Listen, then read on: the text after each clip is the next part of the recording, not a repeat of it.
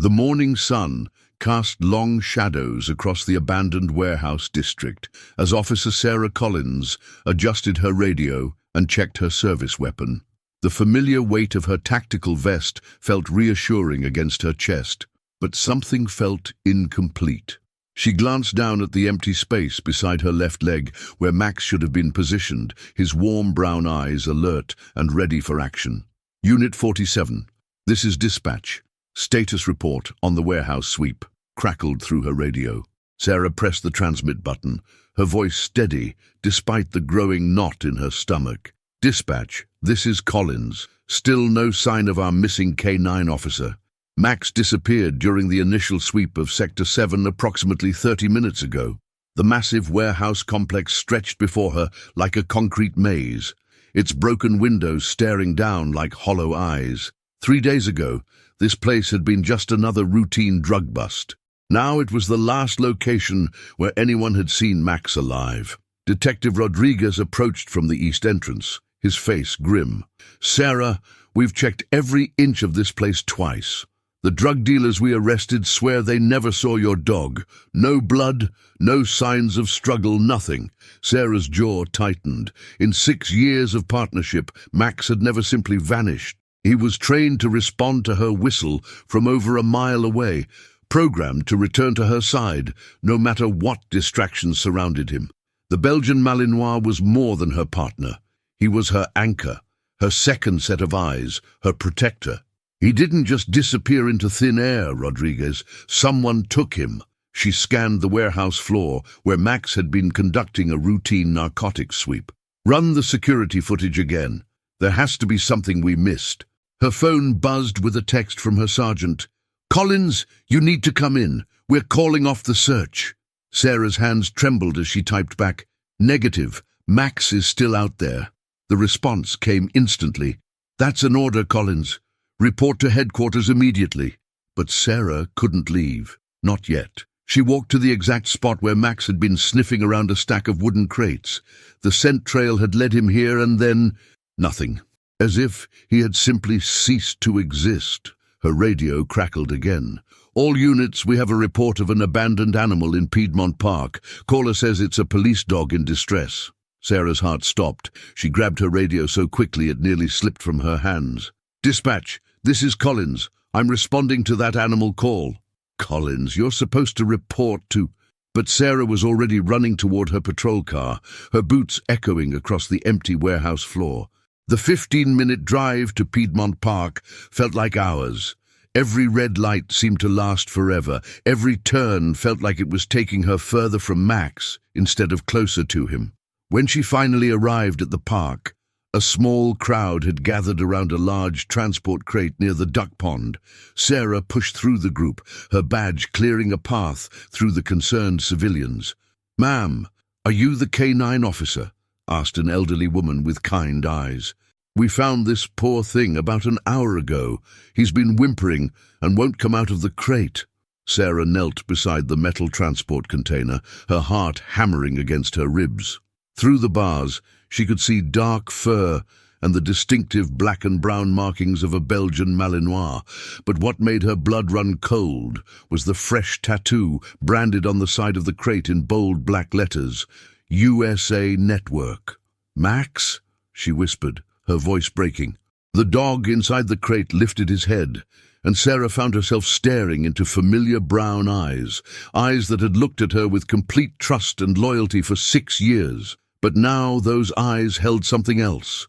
Fear, confusion, and a pain so deep it made Sarah's chest ache. "Oh my God, Max, what did they do to you?" Max whimpered softly, his tail giving the faintest wag of recognition.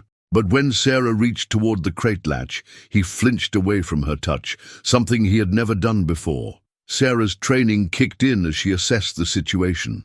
Max appeared physically unharmed, but was clearly traumatized. His usually perfect posture was hunched, his ears flat against his head. Most disturbing of all was the way he kept glancing around nervously, as if expecting danger from every direction. "It's okay, boy. It's me. It's Sarah." She kept her voice low and soothing, the same tone she'd used when they first met at the K9 training facility 6 years ago. You're safe now. I'm going to get you out of there. Slowly, carefully, Sarah opened the crate latch. Max emerged hesitantly, his movements stiff and uncertain. When he finally stepped fully out of the container, Sarah noticed something that made her stomach turn. Max's tactical harness was missing, replaced by a simple leather collar with a small metal tag that read simply, "Returned." As Sarah gathered Max into her arms, feeling his familiar warmth against her chest, she noticed his breathing was labored and his pupils were dilated. Someone had drugged him. Someone had taken her partner, done something terrible to him, and then abandoned him like discarded evidence. "I'm going to find whoever did this to you," she whispered into Max's fur. "I promise." Max pressed closer to her, seeking the comfort and security that only Sarah could provide.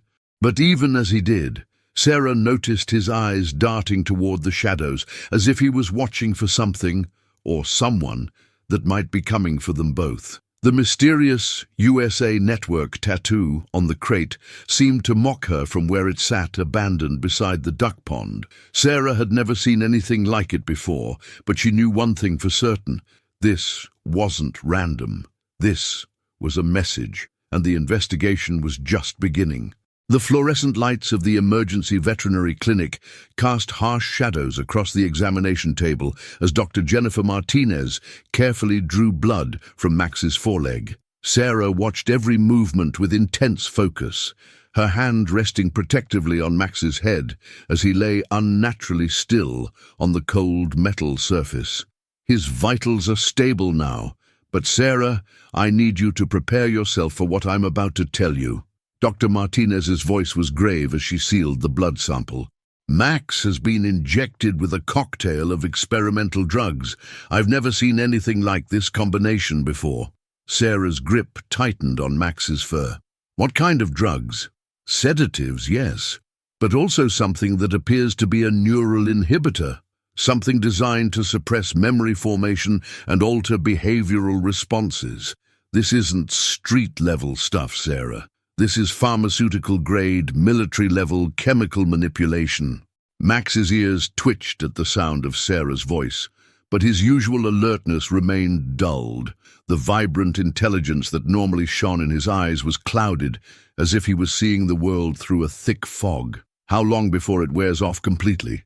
Sarah asked, stroking Max's snout gently. "The sedatives should be out of his system within 24 hours, but the neural inhibitor—" "Sarah, I don't know. I've never encountered anything like this before. We're in uncharted territory." Sarah's phone buzzed with a text from Sergeant Williams. "Collins, report to my office immediately. No exceptions." She ignored it, her attention focused entirely on Max. "Doc, I need to know about that tattoo on the crate. Have you ever seen anything like it before?" Dr. Martinez pulled up a photo on her tablet showing the USA Network marking. "Never. But the precision of the lettering, the professional quality of the branding. This wasn't done by amateurs. This is the work of an organization with significant resources." Sarah's radio crackled to life. "Unit 47, respond to headquarters immediately. This is your final warning." "I have to go," Sarah said reluctantly, "but I need you to run every test you can on those blood samples. And Doc, keep this between us for now. I don't know who we can trust." An hour later, Sarah sat across from Sergeant Williams in his cramped office, Max lying at her feet. The dog's presence seemed to calm the normally strict sergeant, who had always respected the K-9 unit's contributions to the department. "Collins, what happened to Max was unfortunate, but we need to treat this as a simple case of animal theft. File the report and move on." Sarah leaned forward. "Sergeant, this wasn't theft. Max was taken by professionals, drugged with experimental chemicals, and returned with a cryptic message." "This is bigger than—" "Bigger than what?" Williams interrupted. "Collins, you're a good officer, but you're too close to this. Take a few days off, let Max recover. Come back when you're thinking clearly."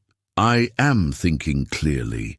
Someone targeted Max specifically. They knew his routines, knew where to find him. This feels like—" Sarah's phone rang. Dr. Martinez's name appeared on the screen. "I need to take this." "Sarah, You need to get back here immediately. I found something in Max's blood work that you need to see." 20 minutes later, Sarah stood in Dr. Martinez's office, staring at a computer screen displaying Max's blood analysis. The numbers meant nothing to her, but the doctor's expression told the entire story. "Sarah, these aren't just random experimental drugs. This is a systematic neurological protocol. Someone was attempting to reprogram Max's behavioral responses, essentially erasing his loyalty to you and replacing it with new commands." The room seemed to spin around Sarah. "Are you saying they were trying to brainwash him?" "In the most literal sense, yes. But here's what's interesting. The protocol failed.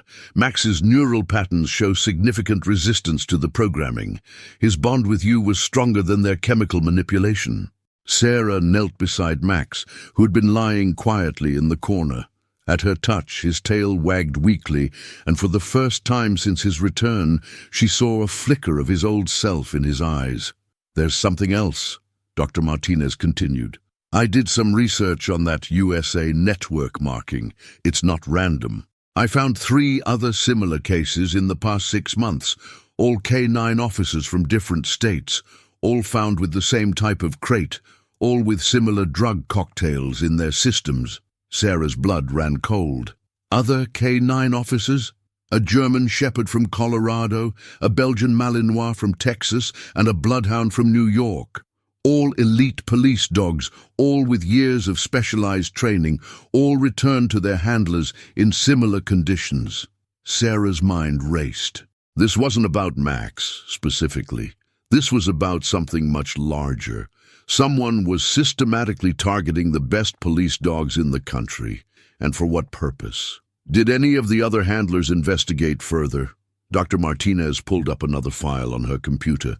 "That's just it. According to the veterinary reports I found, all 3 cases were officially closed as resolved animal theft. No further investigation was conducted." "Someone's covering this up," Sarah whispered. Her phone buzzed again. This time, it was a text from an unknown number. "Stop digging, Officer Collins. Max was returned safely.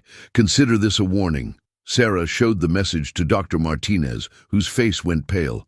"Sarah, maybe you should listen to your sergeant. Take some time off. Let this go." But as Sarah looked down at Max, who was finally beginning to show signs of his old alertness, she knew she couldn't let this go. Someone had hurt her partner, had violated the sacred bond between them, and they were threatening her to keep quiet about it.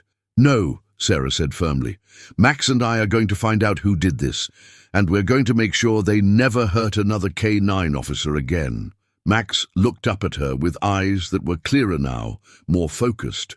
For the first time since his return, he stood up and moved to her side, taking his familiar position at her left leg. The gesture was small, but it told Sarah everything she needed to know.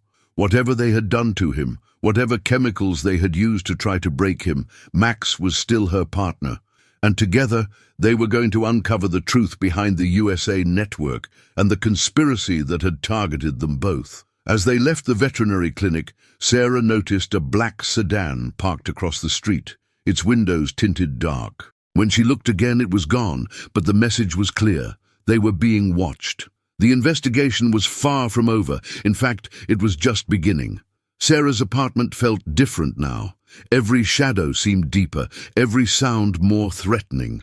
She had drawn all the curtains and double-checked the locks twice since returning from the veterinary clinic. Max lay on his favorite cushion near the window, but his usual relaxed posture was replaced by rigid alertness, his ears constantly swiveling toward every noise. "It's okay, boy. We're safe here," Sarah whispered, but even she didn't believe it. The coffee table was covered with printed articles, veterinary reports, and a map of the United States with red pins marking the locations where other K9 officers had been found. Colorado, Texas, New York, and now Georgia. 4 states, 4 elite police dogs, all returned with the same mysterious USA network marking. Sarah's laptop chimed with a new email. The sender was listed as K9truthencrypted.com. Her finger hovered over the delete button, but curiosity won. "Officer Collins, if you're reading this, it means you're investigating what happened to Max. You're not alone. There are others like us. Meet me at the old train depot on Marietta Street tomorrow at midnight. Come alone. Bring Max. You'll need him to verify what I'm about to show you. A friend. Sarah's hands trembled as she closed the laptop. Someone else knew about the investigation. But was it help or a trap? Max suddenly lifted his head, a low growl rumbling in his chest. His eyes were fixed on the window, but this time something was different. Instead of the confused fear she'd seen since his return, there was recognition in his gaze, and anger. "What is it, Max? What do you remember?" As if triggered by her voice, Max stood and walked to the kitchen, stopping in front of the stainless steel refrigerator. He sat and stared at his reflection, his breathing becoming rapid and shallow. "Max, what are you doing?" The dog began to pace in tight circles, whimpering softly. Then, without warning, he bolted toward the bedroom and dove under the bed, his body trembling. Sarah followed, kneeling beside the bed. "Max, talk to me. What's wrong?" Through the darkness under the bed, she could see Max's eyes, wide with terror, darting back and forth as if he was seeing something that wasn't there. This wasn't random anxiety. This was a memory surfacing. "Stainless steel," Sarah whispered. "You remember stainless steel." She pulled out her phone and called Dr. Martinez. "Doc, it's Sarah. Max just had some kind of episode. He saw his reflection in the refrigerator and completely panicked. What does that tell you?" "Memory fragments," Dr. Martinez replied immediately.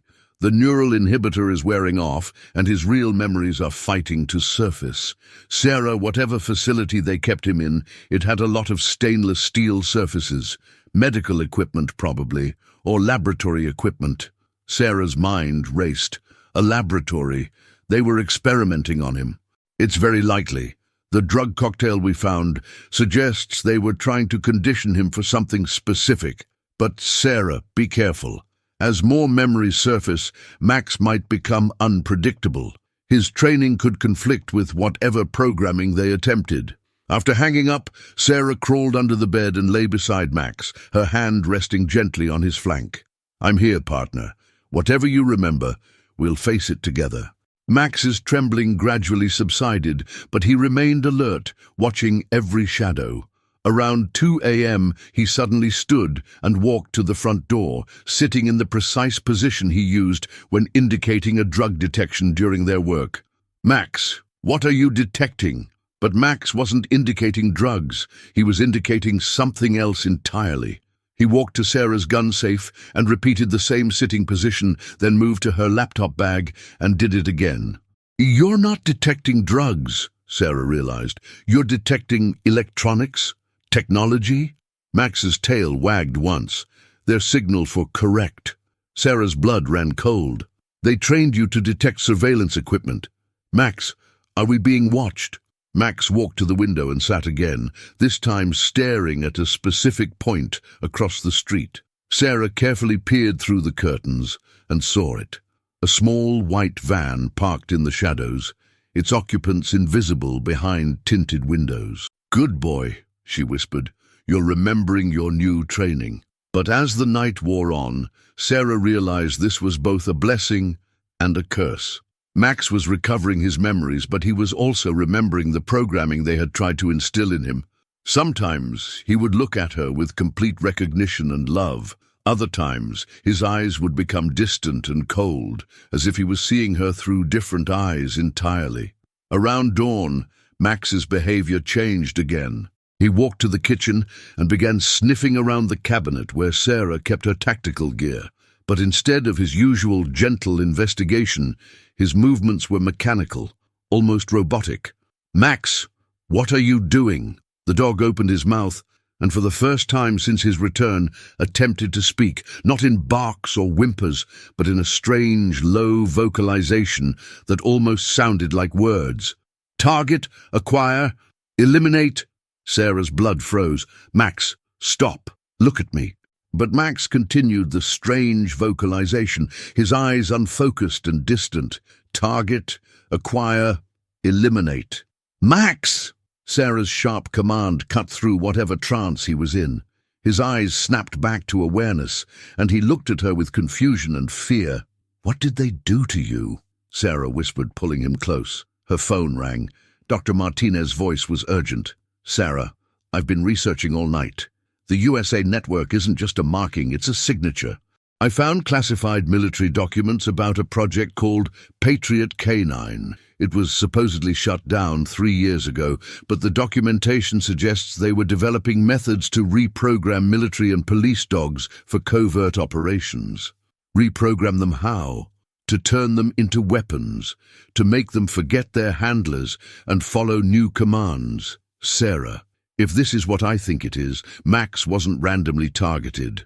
He was selected because of his exceptional training and his bond with you. They wanted to see if they could break that bond and turn him into something else." Sarah looked at Max, who was now lying calmly at her feet, his eyes clear and focused on her face. But it didn't work. He fought them.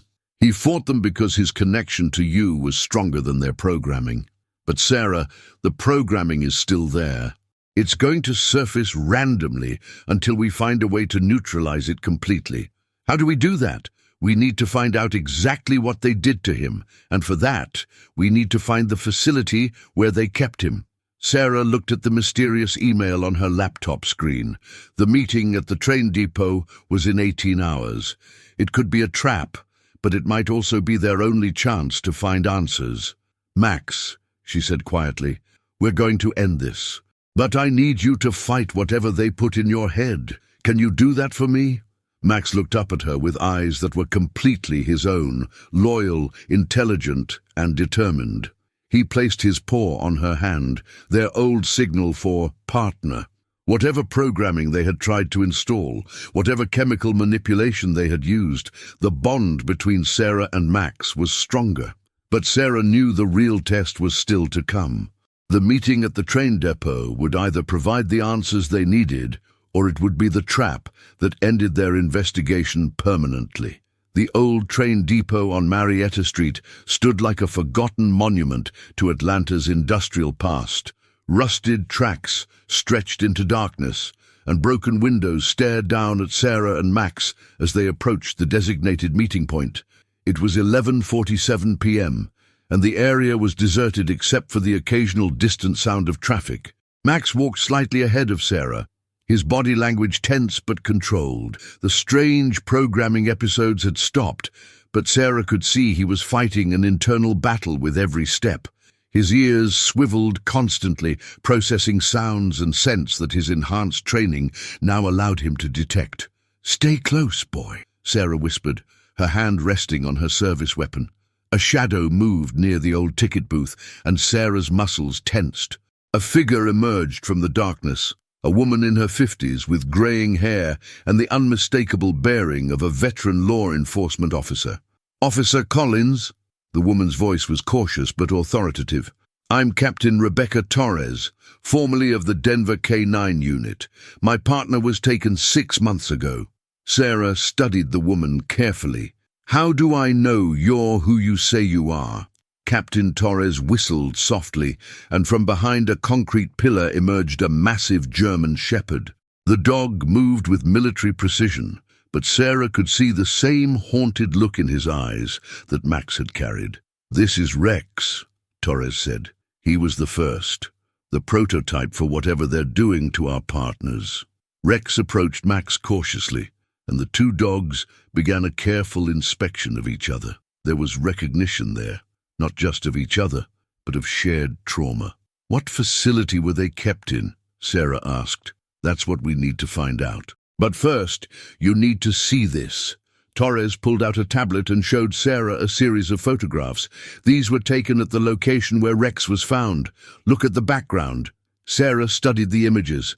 Behind the transport crate, she could see part of a building with distinctive architecture, industrial but modern. More importantly, she could see a partial license plate on a vehicle in the background. "I've been tracking this for months," Torres continued. "The USA network isn't just a marking, it's a signature for a private military contractor called United Systems Analytics. They have facilities in 12 states, but only one matches the architectural style in these photos. Where? About 2 hours north of here, an old pharmaceutical plant that was supposedly converted into a research facility. But Sarah, we can't go through official channels. My department shut down my investigation. My captain said I was too emotionally invested to be objective. Sarah's phone buzzed. A text from the same unknown number. Leave now. You're being watched. They know about the meeting.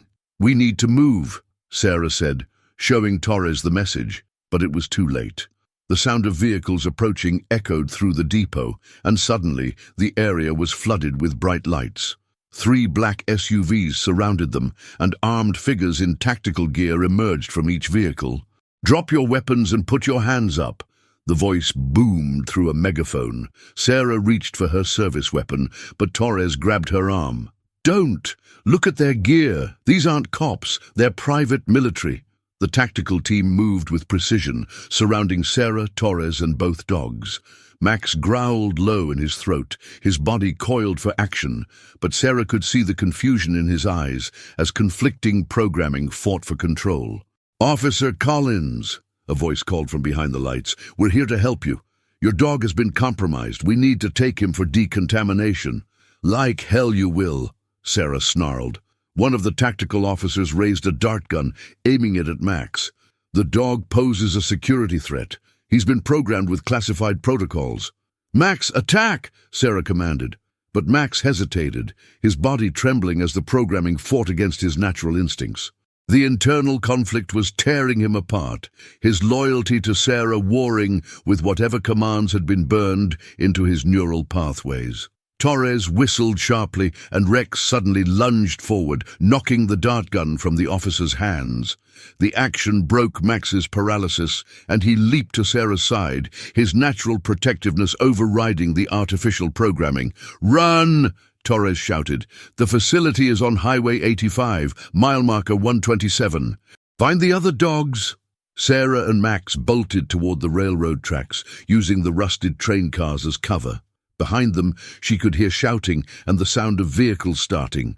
Torres and Rex had bought them time, but Sarah knew they wouldn't be far behind.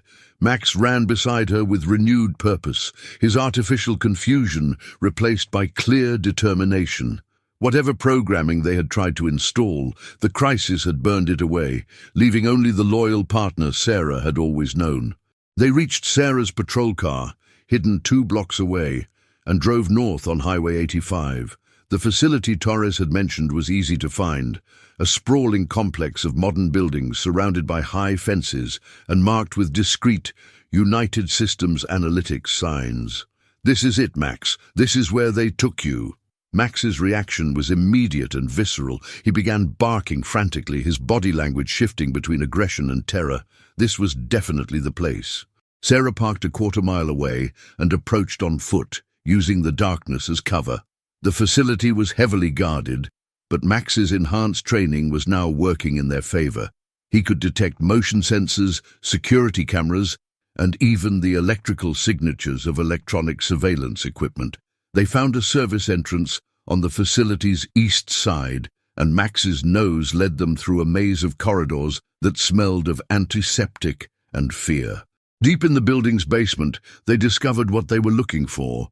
A row of kennels lined the walls, each containing a different breed of dog: German shepherds, Belgian Malinois, bloodhounds, and others.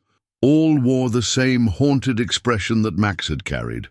All were elite police and military K-9 officers who had been reported missing. "We found them," Sarah whispered. But as she began opening the kennel doors, Max suddenly froze. His ears pricked forward. Footsteps echoed in the corridor above them, and Sarah could hear voices approaching. "They're here," she said. "Max, we need to get these dogs out of here." The approaching voices grew louder, and Sarah realized they were trapped. The facility's security had found them, and there was no way out except through the same corridor where armed guards were now approaching. Max looked at Sarah with complete clarity and purpose. He had fought through the programming, overcome the artificial commands, and now he was ready to do what he had been trained to do from the beginning: protect his partner and serve justice. "Together, boy," Sarah whispered. "Like always." Max positioned himself beside her, his body language communicating a single message. Whatever came next, they would face it as partners.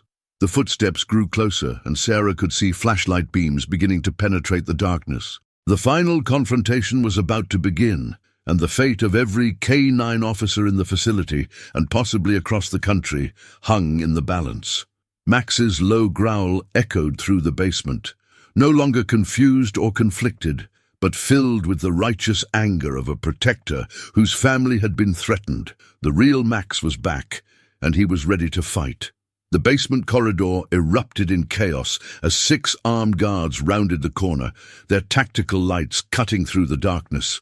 Sarah crouched behind a concrete pillar, her service weapon drawn, while Max positioned himself between her and the approaching threat. "Officer Collins, you're trespassing on private property," called the lead guard, his voice echoing off the concrete walls. "Release the animals and surrender immediately." "These aren't animals," Sarah shouted back. "They're police officers, and you're under arrest for kidnapping and assault on law enforcement." The guard's laughter was cold and mechanical. "You have no jurisdiction here, Collins. This is a federal facility conducting classified research." Max's growl deepened as he recognized the voice. Sarah could see the recognition in his eyes. This was one of the men who had tortured him, who had tried to strip away everything that made him who he was. "Max remembers you," Sarah said, her voice deadly calm. "And so do I." The tactical team began advancing, but they had underestimated both Sarah's determination and Max's enhanced training. The programming they had tried to install in him hadn't just failed, it had backfired, giving him abilities beyond his original training. Max suddenly darted to the left, his movement so fluid and precise that the guards' lights couldn't track him. He had learned to move like a shadow, to anticipate human reactions, to strike where they least expected. The first guard went down with a surprised shout as Max's full weight hit him from the side, sending his weapon skittering across the concrete floor. The second guard tried to adjust his aim, but Sarah was already moving, her police training and 6 years of partnership with Max allowing her to read his intentions perfectly. "Rex, Thor, Bruno, attack!" Sarah commanded, using the names she had read from the kennel tags. The imprisoned dogs needed no further encouragement. Months of captivity and abuse had filled them with rage that now found its target. They poured out of their open kennels like a flood of righteous fury, their various breeds and specialties combining into an unstoppable force.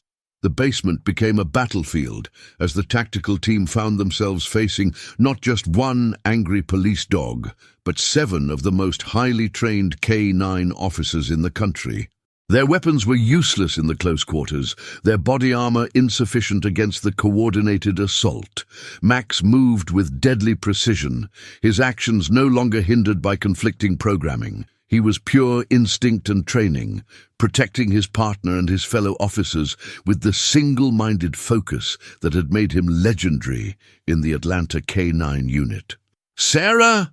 A familiar voice echoed from the stairwell. Captain Torres appeared at the basement entrance, Rex at her side, and a team of FBI agents behind her.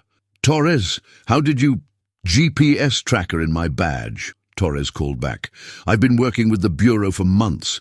This facility is surrounded." The remaining guards, realizing they were outgunned and outnumbered, began to surrender, but Sarah's attention was focused on Max, who had positioned himself protectively in front of the other rescued dogs. "It's over, boy," Sarah said softly, approaching him carefully. "You did it. You saved them all." Max looked at her with eyes that were completely clear for the first time since his return. The confusion was gone, the artificial programming burned away by the intensity of the confrontation. He padded over to her and pressed his head against her leg, their old signal for mission accomplished. Dr. Martinez appeared at the top of the stairs, her medical bag in hand. "Sarah, we need to get all these dogs examined immediately. The facility's records show they were all subjected to different experimental protocols."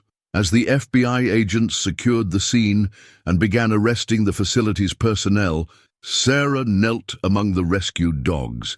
Each one bore the psychological scars of their captivity, but she could see the hope returning to their eyes as they realized they were finally safe. "What's going to happen to them?" Sarah asked Torres. "They'll go back to their original handlers, if possible. The ones whose partners have retired or transferred will be retrained and placed with new officers. But Sarah, they're all going to need time to recover from what was done to them." Sarah looked at Max, who was calmly interacting with the other dogs, his natural leadership helping to calm their anxiety. "What about the people responsible? The ones who ordered this?" Agent Harrison, the FBI team leader, joined their conversation. United Systems Analytics was a front for a rogue military contractor.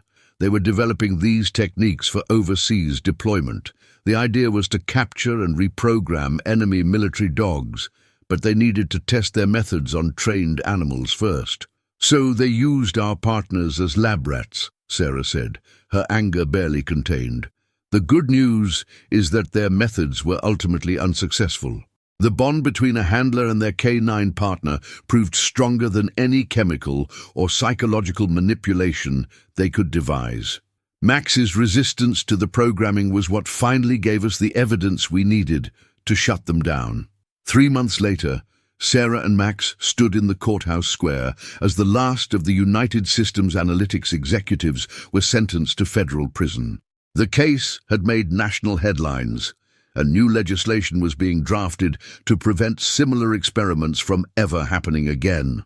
Max wore his official canine harness with pride, his posture confident and alert. The haunted look was gone from his eyes, replaced by the intelligent focus that had made him one of the best police dogs in the country. "You know what, Max?" Sarah said, as they walked back to their patrol car. "I think we make a pretty good team." Max's tail wagged once, their signal for correct, and he took his familiar position at her left side. The programming, the experiments, the trauma, all of it had been overcome by the one thing the criminals hadn't understood: the unbreakable bond between partners who trusted each other completely. Dr. Martinez had been right. The neural inhibitors and behavioral modification drugs were powerful, but they were nothing compared to 6 years of shared experiences, mutual respect, and unconditional love. As they drove through the streets of Atlanta, Sarah reflected on what they had accomplished. 7 K-9 officers had been rescued and returned to their handlers. A criminal organization had been dismantled, and the sacred bond between police officers and their canine partners had been proven stronger than any attempt to break it. Max rested his head on the seat beside her, his breathing calm and even. The scars of his captivity would always be there, but they had been transformed into something else, a reminder of his strength, his loyalty, and his unbreakable connection to the woman who had refused to give up on him. "Ready for the next case, partner?" Sarah asked. Max lifted his head and looked at her with eyes that sparkled with intelligence and determination. His tail wagged twice, their signal for "ready when you are." The radio crackled with a new call, and Sarah reached for the transmitter. "Unit 47 responding," she said. "Officer Collins and K-9 Max back in service." As they drove toward their next assignment, Sarah knew that whatever challenges lay ahead, she and Max would face them together. The bond between them had been tested by the worst that humanity could devise, and it had emerged stronger than ever. The USA network had tried to break them, but they had discovered something more powerful than any programming: the unbreakable partnership between a police officer and her dog, forged in trust, strengthened by adversity, and proven unbreakable by love. Max's contented sigh from the passenger seat told Sarah everything she needed to know. They were partners, they were family, and they were ready for whatever came next.